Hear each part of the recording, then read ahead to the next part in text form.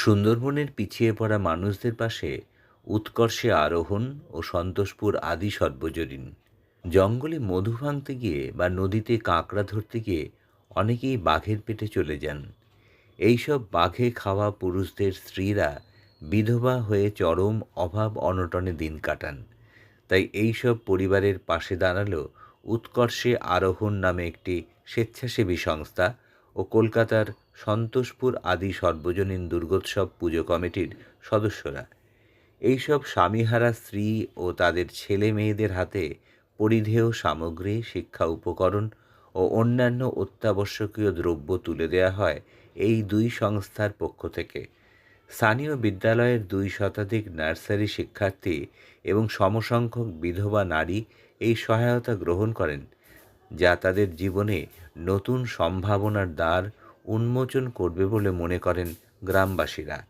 উৎকর্ষে আরোহণের অন্যতম সদস্য অনুপম মজুমদার বলেন, এলাকার গরিব ও পিছিয়ে পড়া মানুষদের তারা নানা সাহায্য তুলে দিয়েছেন। গ্রামের একমাত্র স্কুলের খুবই দুরবস্থা, কিন্তু এতটা যে খারাপ অবস্থা তা স্কুলে না এলে জানতেই পারতেন না।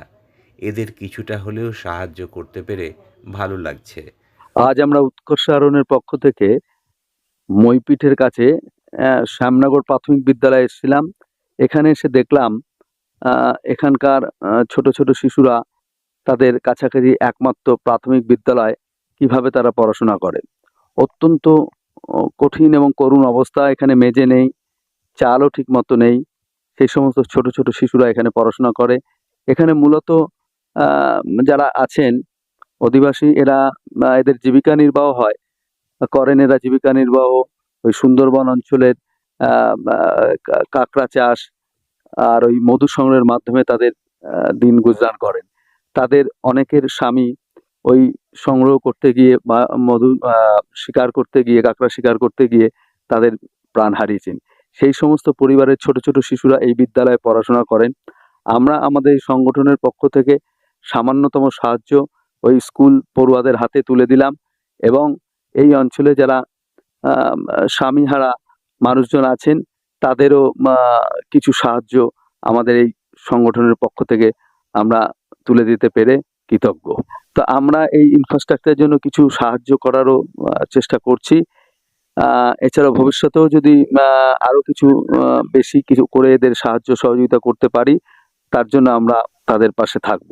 সন্তোষপুর আদি সার্বজনীন পুজোর উদ্যোক্তা কলকাতায় ফিরে গিয়ে এবছর তাদের দুর্গাপুজোর বাজেট কাটছাঁট করে স্কুলটির পরিকাঠামো উন্নয়নের জন্য কিছু করা যায় কিনা সে ব্যাপারে তারা উদ্যোগ নেবেন।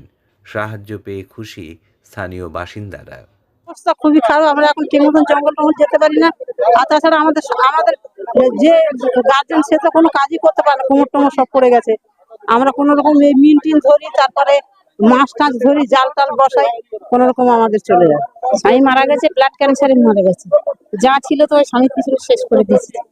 এবার খুব কষ্টে সংসার চলে। বিধবা ভাতা ঢুকে 1000 করে ওইটা পায়।